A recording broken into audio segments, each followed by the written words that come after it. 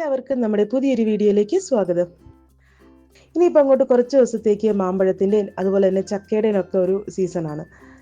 തന്നെയല്ല നമ്മുടെ വിഷു ഇങ്ങെത്താറായി. അപ്പോൾ അതുകൊണ്ട് തന്നെ ഇന്ന് നമുക്ക് വിഷു സദ്യയിലെ താരമായ മാമ്പഴ പുളിശ്ശേരിയാണ്. മാമ്പഴ പുളിശ്ശേരി ഒരുവിധം എല്ലാവർക്കും തയ്യാറാക്കാനൊക്കെ അറിയാം. പക്ഷെ എന്നാൽ അതിൽ നിന്നുമൊക്കെ വ്യത്യസ്തമായിട്ട് നമ്മൾ മാമ്പഴ പുളിശ്ശേരി തയ്യാറാക്കുന്ന സമയത്തും അതുപോലെ തന്നെ ഇതിലേക്ക് നമ്മൾ വറുത്ത് ചേർക്കുന്ന കടുകൊക്കെ വറുത്ത് ചേർക്കുന്ന സമയത്തും 1-2 എക്സ്ട്രാ ഐറ്റംസ് നമ്മൾ ചേർത്ത് കൊടുത്തു കഴിഞ്ഞാൽ നല്ല ടേസ്റ്റി ആയിട്ടുള്ള ട്രഡീഷണൽ രീതിയിലുള്ള മാമ്പഴ പുളിശ്ശേരി നമുക്ക് തയ്യാറാക്കി എടുക്കാൻ പറ്റും. അപ്പോൾ എല്ലാവരും വീഡിയോ മുഴുവനായി കാണുക. അതോടൊപ്പം തന്നെ നമ്മുടെ റെസിപ്പീസൊക്കെ നിങ്ങൾക്ക് ഇഷ്ടമാവുകയാണെങ്കിൽ ചാനലും കൂടി ഒന്ന് സബ്സ്ക്രൈബ് ചെയ്ത് സപ്പോർട്ട് ചെയ്യുക. അപ്പോൾ നമ്മുടെ മാമ്പഴ പുളിശ്ശേരി തയ്യാറാക്കാനായിട്ട് ഞാനിപ്പോൾ ഇവിടെ എടുത്തിരിക്കുന്നത് അത്യാവശ്യം നല്ല പുളിയും മധുരവും ഉള്ള മാമ്പഴമാണ് എടുത്തിരിക്കുന്നത്. ശരിക്കും പറഞ്ഞാൽ നാട്ടുമാങ്ങയാണ് നമുക്ക് മാമ്പഴ പുളിശ്ശേരിയൊക്കെ തയ്യാറാക്കാനായിട്ട് വേണ്ടത്. മാമ്പഴ പുളിശ്ശേരിയും അതുപോലെ തന്നെ മാമ്പഴ പച്ചടിയൊക്കെ തയ്യാറാക്കാനായിട്ട് വേണ്ടത് നാട്ടുമാങ്ങയാണ്. ഞാനിപ്പോൾ എടുത്തിരിക്കുന്ന മാങ്ങയ്ക്ക് അത്യാവശ്യം പുളിയും മധുരവും ഒക്കെ ഉണ്ട്. അപ്പോൾ ഈ ഒരു മാമ്പഴ പുളിശ്ശേരി തയ്യാറാക്കുന്ന സമയത്ത് നമ്മൾ മാമ്പഴത്തിൻ്റെ തൊലി വന്നിട്ട് ഇങ്ങനെ ചെത്തിയല്ല കളയുന്നത്, ഇങ്ങനെ കൈ കൊണ്ട് ഉരിച്ചാണ് എടുക്കേണ്ടത്. ഞാനിപ്പോൾ ഇവിടെ ഒരു 4 മാമ്പഴം അതിൻ്റെ ആ ഒരു തൊലിയൊക്കെ ഒന്ന് ഉരിച്ച് മാറ്റുന്നുണ്ട്. ഇനിയിപ്പോൾ നമ്മൾ ഇത് അരിഞ്ഞൊന്നും ഇടുന്നില്ല, ഇതുപോലെ തന്നെ അങ്ങിട്ടാണ് മാമ്പഴ പുളിശ്ശേരി തയ്യാറാക്കുന്നത്.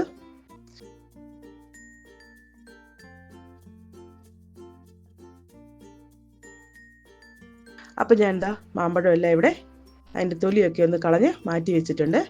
ഇനിയിപ്പോൾ ഞാൻ ഇതിലേക്ക് ചെയ്യാൻ പോകുന്ന ഒരു കാര്യം എന്താണെന്ന് വെച്ചാൽ നമ്മൾ ഈ ഒരു മാമ്പഴം വന്നിട്ട് കൈ കൊണ്ട് ചെറുതായിട്ടൊന്ന് ഞവടി കൊടുക്കുക.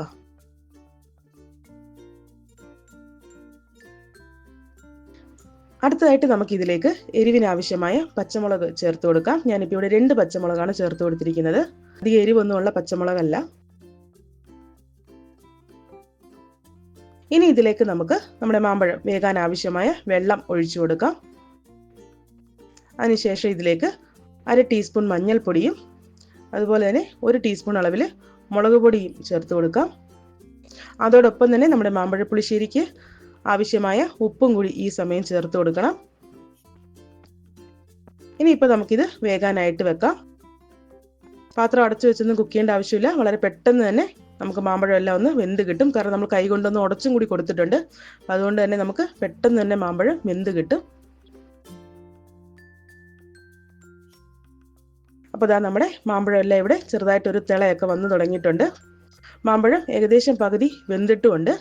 ഈ സമയം ഞാൻ ഇതിലേക്ക് നമ്മുടെ മാമ്പഴ പുളിശ്ശേരിക്ക് കുറച്ചും കൂടി ഒരു മധുരം കിട്ടാനായിട്ടും അതുപോലെ തന്നെ മാമ്പഴ പുളിശ്ശേരിയുടെ രുചി കൂട്ടാനും ഞാനിപ്പോൾ ഇവിടെ ഒരു 3 ടേബിൾ സ്പൂൺ അളവിൽ ശർക്കര ചേർത്ത് കൊടുക്കുന്നുണ്ട്. ഞാനിപ്പോൾ ഇവിടെ ശർക്കര പൊടിയാണ് ചേർത്ത് കൊടുക്കുന്നത്. ഇതിപ്പോൾ ഒരുവിധമുള്ള മാർക്കറ്റിലെല്ലാം നമുക്കിതിപ്പോൾ അവൈലബിൾ ആണ്.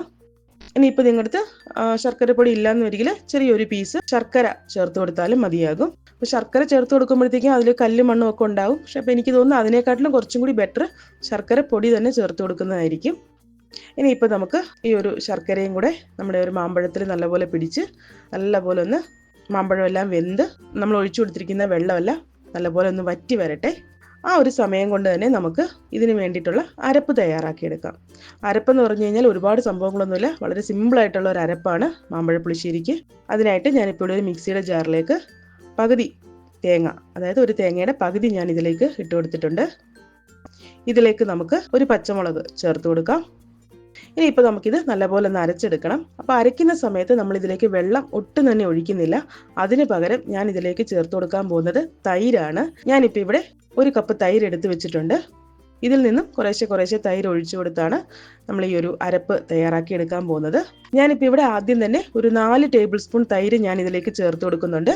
ബാക്കി തൈര് നമുക്ക് അരയ്ക്കുന്ന സമയത്ത് ബാക്കിയും കൂടെ നമുക്ക് ഇതിലേക്ക് ചേർത്ത് കൊടുക്കണം.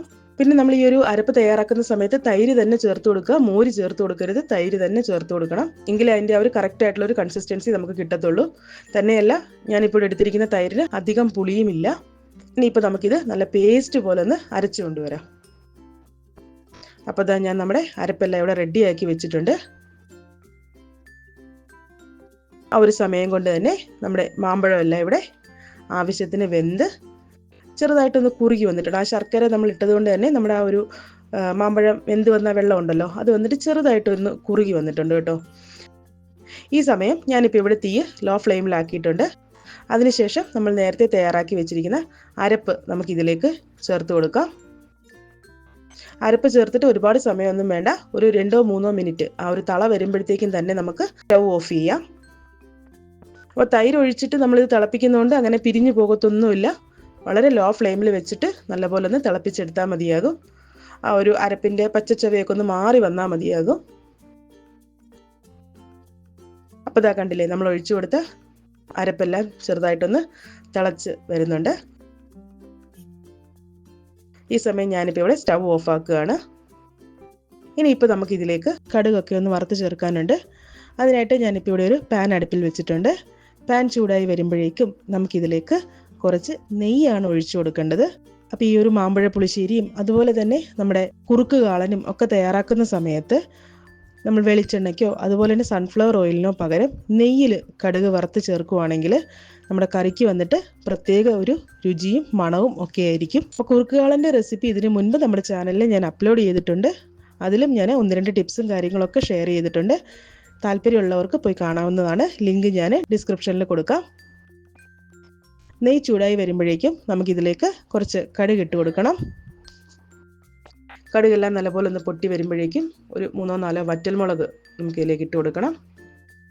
അതോടൊപ്പം തന്നെ കുറച്ച് കറിവേപ്പില ചേർത്ത് കൊടുക്കാം. ഇനിയിപ്പോൾ നമുക്കിതിലേക്ക് അല്പം ഉലുവ ചേർത്ത് കൊടുക്കണം. അപ്പോൾ ഉലുവ ചേർക്കുന്നത് നമ്മൾ സ്റ്റൗ ഓഫാക്കിയതിന് ശേഷം ചേർത്ത് കൊടുത്താൽ മതിയാകും. അല്ലെന്ന് വരികിൽ ഉലുവ പെട്ടെന്ന് കരിഞ്ഞു പോകും.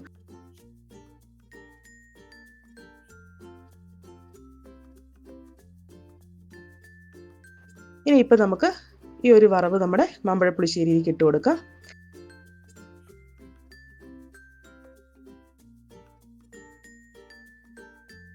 അപ്പോൾ ഈ ഒരു വറവ് ഇട്ടതിന് ശേഷം പെട്ടെന്ന് തന്നെ പാത്രം അങ്ങ് അടച്ചു വെച്ചേക്കുക കേട്ടോ. ഒരുപാട് സമയം ഇങ്ങനെ തുറന്ന് വെക്കരുത്. ആ ഒരു നമ്മുടെ നെയ്യുടെയൊക്കെ ആ ഒരു മണമൊക്കെ നമ്മുടെ കറിയിൽ തന്നെ നിൽക്കാൻ വേണ്ടിയിട്ടാണ് പെട്ടെന്ന് ഇങ്ങനെ അടച്ചു വെക്കാൻ പറയുന്നത്. ഞാനിപ്പോൾ വീഡിയോ എടുക്കുന്നതുകൊണ്ടാണ് അങ്ങനെ ചെയ്യാത്തത്. ഇങ്ങനെയുള്ള ചെറിയ ചെറിയ പൊടിക്കൈകളൊക്കെ ചെയ്യുവാണെന്ന് വരികിൽ നമ്മുടെ മാമ്പഴ പുളിശ്ശേരിയൊക്കെ സൂപ്പർ ടേസ്റ്റ് ആയിരിക്കും. മാമ്പഴമൊക്കെ കൈകൊണ്ട് ചെറുതായിട്ട് ഇങ്ങനെ ഞെവിടി ചേർക്കുന്നതും അതുപോലെ തന്നെ ശർക്കര ചേർത്ത് കൊടുക്കുന്നതും അതുപോലെ നെയ്യ് ചേർത്ത് നമ്മൾ വറുത്തിടുന്നതും അപ്പം ഇങ്ങനെയുള്ള കുറേ കാര്യങ്ങളൊക്കെ ശ്രദ്ധിച്ചു കഴിഞ്ഞാൽ നല്ല ടേസ്റ്റി ആയിട്ടുള്ള ട്രഡീഷണൽ രീതിയിലുള്ള മാമ്പഴ പുളിശ്ശേരി നമുക്ക് വീട്ടിൽ തയ്യാറാക്കി എടുക്കാൻ പറ്റും.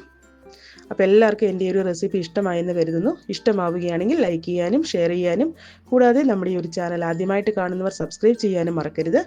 അതോടൊപ്പം തന്നെ നിങ്ങളുടെ അഭിപ്രായങ്ങളും നിർദ്ദേശങ്ങളും ഒക്കെ കമൻറ്റ് ബോക്സിലൂടെ എന്നെ അറിയിക്കുക. അടുത്ത നല്ലൊരു റെസിപ്പിയായിട്ട് കാണുന്നത് വരേക്കും ടേക്ക് കെയർ. ബൈ.